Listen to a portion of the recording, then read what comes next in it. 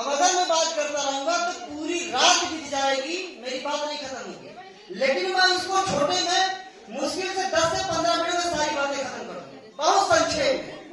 लेकिन उस बात को बहुत ध्यान से सुनिएगा। अगर आपको ये लगता हो जैसा भी वो विवेक बोल रहा था, वो लड़का कहाँ गया, वो हमेशा याद रखिएगा, मंजिलें उन्हीं को मिलती है जिसके सपनों में जान होती है। पंखों से कुछ नहीं होता, हौसलों से जान होती है।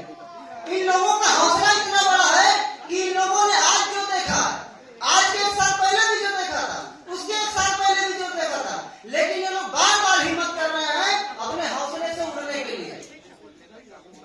बाबा साहब अम्बेडकर, तथागत बुद्ध, फुले साहू, जितने भी महापुरुष हमारे हैं, उन सबकी विचारधाराओं को फैलाने के लिए ये लोग निरंतर प्रयासरत है। अब ये अलग बात है कि कितने लोग जागते हैं, ये हमारे ऊपर निर्भर करता है। उसमें से कितने जागेंगे, कितने गाली देंगे, दोनों चीजें होंगी। एक बार माननीय कांशीराम साहब जा रहे थे, क्योंकि पूरी दुनिया में अगर कोई तथागत बुद्ध और बाबा साहब अम्बेडकर के सपनों को अगर किसी ने साकार किया तो वो बहुजन नायक माननीय कांशीराम साहब हैं। तो मैं उन्हीं की बातों को लेकर उदाहरण दे रहा हूँ। बहुजन नायक, और मैं इसलिए इस बात को बता रहा हूँ ताकि वो विवेक और सुगंध जिसके मन में ये हताशा पैदा हुई, उसके अंदर उसका मनोबल इतना बढ़ जाए इस बात से कि वो अकेले नहीं खड़ा है। जब जब ऐसे सामाजिक कार्यक्रमों की बात आएगी, हम लोग उसके साथ हमेशा 24 घंटे खड़े रहेंगे, ये वादा है। और ये किसी नेता का वादा नहीं है, ये सामाजिक कार्यकर्ता के रूप में किया गया। और बाबा साहब तथागत बुद्ध, फुले साहू अम्बेडकर की विचारधाराओं से निकले, इस विचारधारा की ताकत से मैं इसके ये वादा कर रहा हूँ। तो माननीय कांशीराम साहब जा रहे थे, तो जाते हुए उन्होंने देखा कि 4 कुत्ते के बच्चे गटर में पड़े हुए थे। तो उन लोगों ने कहा कि माननीय साहब देखिए, कुत्ते के बच्चे गटर में पड़े हैं, इनको निकाल लिया जाए। तो माननीय साहब साइकिल से चलते थे, उन्होंने अपनी साइकिल रोकी।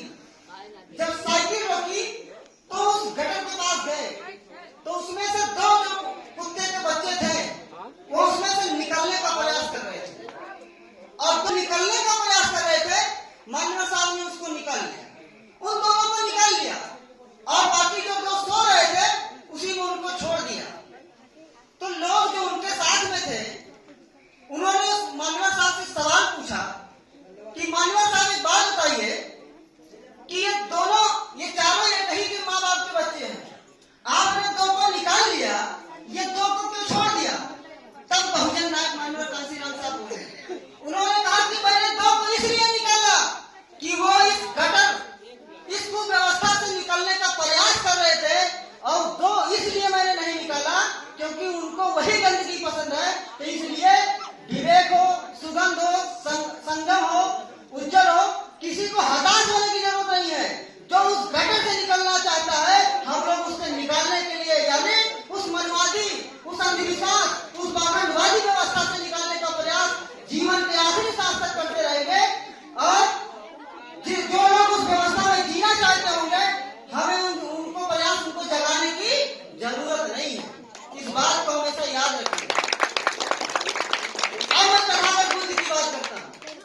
तथागत बुद्ध वो गांव-गांव भ्रमण करते थे, भिक्षाटन करते थे, चारिका करते थे, तथागत बुद्ध जाते थे। अब मैं कार्यक्रम का जहां से शुरुआत हुई मैं वहीं से उठा रहा हूँ कार्यक्रम, क्योंकि आदरणीय मास्टर साहब ने कहा कि हम सबको एकता में रहना होगा, यानी सबको एकजुट रहना पड़ेगा। मैं वहीं से इस बात को उठा रहा हूँ।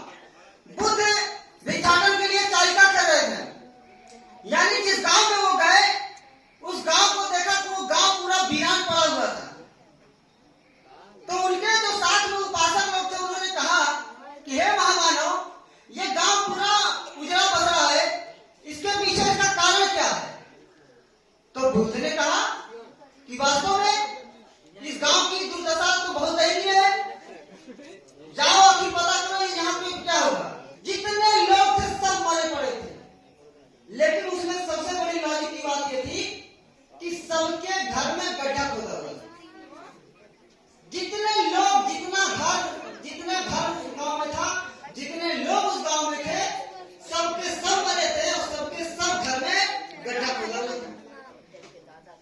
लेकिन बुद्ध तो बुद्ध है, बुद्ध के अंदर कि हे तथागत, ये कैसी घटना है कि हम लोगों को समझ में नहीं आ रहा है। इस गांव के सारे लोग मर गए हैं और सभी के घरों में गड्ढा खोदा हुआ है। जब बुद्ध वहां पे गए तो उन्होंने देखा तो उनको बात समझ में आ गई। तब तथागत बुद्ध बोले, उनके साथ उपासक लोग थे, उन लोगों को बड़ा हैरत हुआ कि मर गए सबके सब प्यासे से।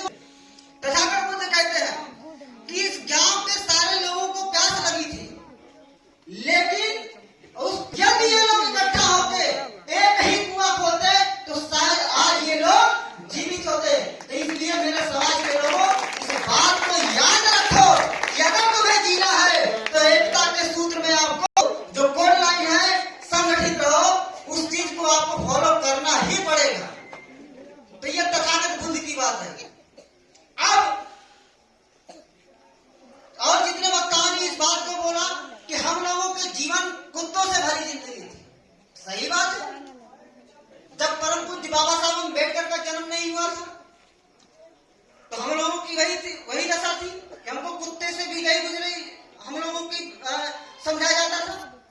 लेकिन दिक्कत की बात क्या थी? सारी चीजें तो तब भी थी। हमारे घर में नात मात रिश्तेदार, माँ बाप, भाई बहन, बेटा बेटी, दादा दादी, तब भी तो सब थे। लेकिन क्या नहीं था? एक चीज नहीं था केवल, वो था सम्मान। और सम्मान की बात बुद्ध क्या कहते हैं? 12 नवंबर 1956 को परम पूज्य बाबा साहब अम्बेडकर को जाना था काठमांडू नेपाल में भाषण देने। जैसे आज ये कार्यक्रम हो रहा है, वो विषय उनको मिला था कार्ल मार्क्स और बुद्ध। कार्ल मार्क्स और बुद्ध पर बाबा साहब अम्बेडकर को बोलना था।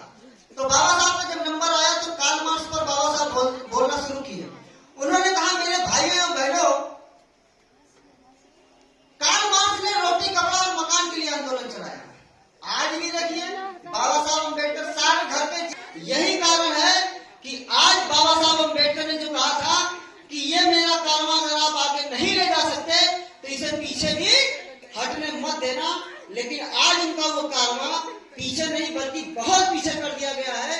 जिसकी ताकत उन्होंने संविधान में दी थी, आपके संविधान को डिमोलाइज करके, आपके संविधान को कमजोर करके आपके सारे हक अधिकारों को तोड़ा जा रहा, फिर भी आपकी आंखें नहीं खुल रही। तो बाबा साहब अम्बेडकर तब बोलते हुए कहे, बाबा साहब ने कहा कार्ल मार्क्स ने रोटी कपड़ा और मकान के लिए आंदोलन चलाया, वो केवल पेट भरने का आंदोलन था।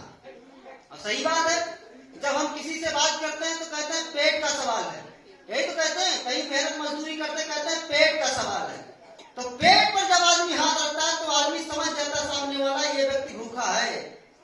लेकिन बुद्ध पैदल चले और विश्व के लगभग 103 देशों में उन्होंने अपने धर्म का प्रचार प्रसार पैदल करके उन्होंने पूरा प्रचार प्रसार किया और 103 देशों को बुद्धिस्ट बनाया। और उन्होंने जो सवाल उठाया, उन्होंने पेट का सवाल नहीं उठाया, उन्होंने अपने नाक का सवाल उठाया। क्योंकि जब हम किसी से बात करते हैं, हम पेट पे हाथ रखते हैं तो कहते हैं भूखा है, लेकिन जब हम अपनी नाक पर हाथ रखते हैं तो कहते हैं ये सम्मान का मामला है, ये इज्जत का मामला है।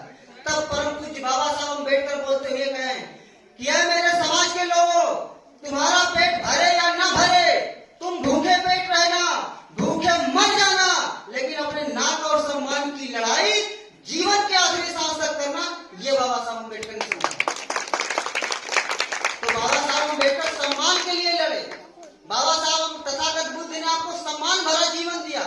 आप चाहे जितना पढ़े लिख लो, चाहे जिस पोस्ट पर चले जाओ, चाहे जितने बड़े नेता बन जाओ, लेकिन जैसे कोई पूछेगा कौन जातो भैया, जिसे कहो जवान, तैसे कहे सारी इज्जत धरी की धरी रह जाएगी। यही हकीकत है।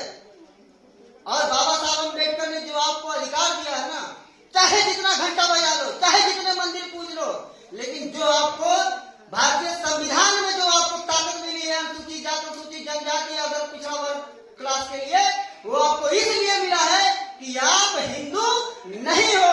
आप हिंदू नहीं है, इसलिए आपको सारे अधिकार भारतीय संविधान में मिले हैं। लेकिन आप लोग सबसे बड़ी गलती ये करते हैं कि आप लोग जबरदस्ती हिंदू बनके आप अपने दुश्मन को मजबूर कर रहे हो। जैसे कहा गया ना कि हम साफ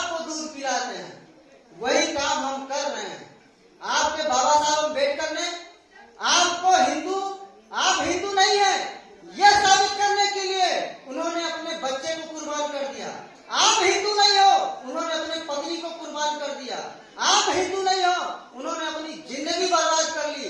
आप हिंदू नहीं हो, उन्होंने अपना सारा जीवन आपकी सुरक्षा और समृद्धि के लिए लगा दिया। कितने बार उन्होंने कितनी कितनी यातनाएं सही। 23 सितंबर 1917 का वो घटना याद कीजिए, जब परम पूज्य बाबा साहब अम्बेडकर सयाजी गायकवाड़ में फूल फूल कर रो रहे थे और उन्होंने संकल्प लिया कि मैं इतना पढ़ा लिखा होने के बावजूद, आज बताइए हमारे समाज के लोग कहते हैं कि हम बहुत पढ़ लिख गए हैं या हम इतनी अच्छी नौकरी पढ़े। आज के समय में और तब के समय में जो बाबा साहब अम्बेडकर के पास जितनी डिग्री थी, आज के समय में जिसके पास उतनी डिग्री हो जाएगी वो व्यक्ति पागल हो जाएगा। लेकिन तब बाबा साहब अम्बेडकर के पास उतनी डिग्री होने के बावजूद भी उनका बोरिया बिस्तर उठा के फेंक दिया गया पारसी धर्मशाला से। इतने पढ़ने लिखने के बाद क्यों फेंक दिया गया? क्योंकि बाबा साहब अम्बेडकर को यह बताया गया कि आप हिंदू नहीं हो। इसका जीता जागता सबूत है कि आपको कालाराम मंदिर के लिए आंदोलन करना पड़ा कि आप हिंदू नहीं हो। अगर आप हिंदू होते तो आपको मंदिर में जाने का अधिकार होता। अगर आप हिंदू होते तो आपको सार्वजनिक तालाब में पानी पीने का अधिकार होता। अगर आप हिंदू होते तो आपके बहन बेटियों के साथ अन्याय नहीं होता। आप हिंदू होते तो आपके साथ जो भेदभाव हुआ वो भेदभाव नहीं होता। तब बाबा साहब अम्बेडकर इसी बात को दोहराते हुए कहते हैं, बाबा साहब अम्बेडकर कहते हैं कि 14 अप्रैल 1891 में उनका जन्म हुआ।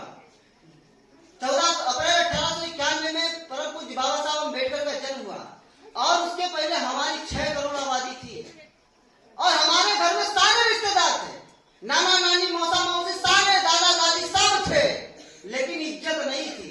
सब मत पड़ा था, कमर में झाड़ू बधी थी, पैर में घुंघरू बधा था। हम लोग जो आज बहुत तरह तरह जगराता कर रहे थे ना, अब तो हम लोग चाहे एक छोटी सी दुकान खोल लिया उसमें इतनी बड़ी मंदिर लगा देते हैं और सुबह शाम एक अगरबत्ती घुमाते रहते हैं। अरे डूब मरो तुम। अगर बाबा साहब अम्बेडकर का अधिकार ना होता ना तो तुमको उठा के वहीं से फेंक दिया जाएगा आज के आज। और यदि नहीं विश्वास है तो आपके संविधान रहने के बाद भी, आपके संविधान होने के बाद भी आप देखिए, आपको मूछ रखने पर आपकी हत्या हो जाती है, आपके घोड़ी चढ़ने पर आपकी हत्या हो जाती है, तो क्या आपको वो अपने सामने बैठने देगा? आपकी सोच में तो आपको वो क्यों आपके साथ भेदभाव कर रहा है? वो इसलिए भेदभाव कर रहा है क्योंकि आज भी वो आपको नीच समझता है, आज भी आपको वो अछूत समझता है। तो 6 करोड़ आबादियों में हमारे गले में मटका पड़ा था, कमर में झाड़ू बनी थी, पैर में घुंघरू बना हुआ था, दोपहरिया में चलना पड़ता था। लेकिन बाबा साहब अम्बेडकर का जन्म हुआ। बाबा साहब अम्बेडकर ने क्या किया? बाबा साहब अम्बेडकर ने किया कि गले से मटका हटा दिया, कमर से झाड़ू हटा दी, पैर से घुंघरू हटा दी। जो आज जिस स्वतंत्रता से बोलना चाहे आपको बोलने का अधिकार दे दिया, संवैधानिक अधिकार दे दिया, आपको वो ताकत दे दी, आपके लिए कानून बना दिया। इतना कुल करने के बाद जब आपके जेब में पैसा आया, जब इतना सारी चीजें आपको मिली, आप सारी चीजों से संपन्न हुए, जब आपके जेब में पैसा आया, आपको राजनीति करने का अवसर मिला, समाज में उठने बैठने का अधिकार मिला, आपको पढ़ने लिखने का अधिकार मिला, आरक्षण मिला, नौकरी मिली, नेतागिरी में आ गए, चुनाव लड़ लिए, प्रधान हो गए, बीडीसी हो गए, मेंबर हो गए, एमपी हो गए, एमएलए हो गए। जैसे जेब में पैसा आया तैसे बाबा साहब अम्बेडकर जानते हैं। यही हकीकत है। तुरंत हम लोग इतने नालायक हैं कि जिसकी पूजा हम लोग करते हैं वो बार बार कहता है कि मानो तो देव नहीं तो पत्थर है। वो बार बार ये चीज कहता है कि मानो तो देव नहीं तो पत्थर है। लेकिन हम लोग इतने नालायक हैं, उसको आज भी देव मान रहे हैं। तो आप ये बताइए, आपके चढ़ावे से, आप जो दान दक्षिणा चढ़ा के आ रहे हो, क्या वो आपके समाज के हित की बात करेगा? जो आप चढ़ावा अपने दुश्मन को चढ़ा रहे हो, जो विटामिन अपने दुश्मन को आप बांट रहे हो, वो आपके लिए अच्छा सोचेगा?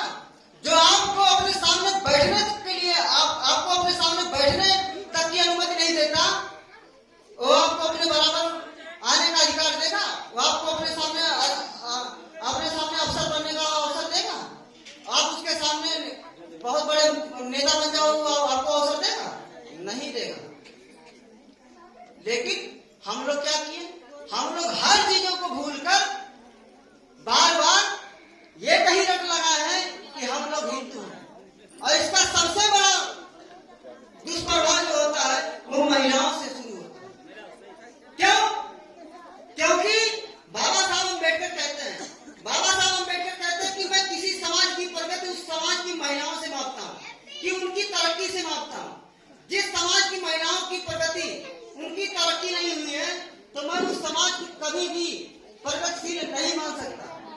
लेकिन हमारे समाज के लोग क्या करते हैं, जो पुरुष वर्ग है उसको बड़ा मजा आता है, हाँ औरत ये सारे दोष कर सारी कमी औरतिये में है।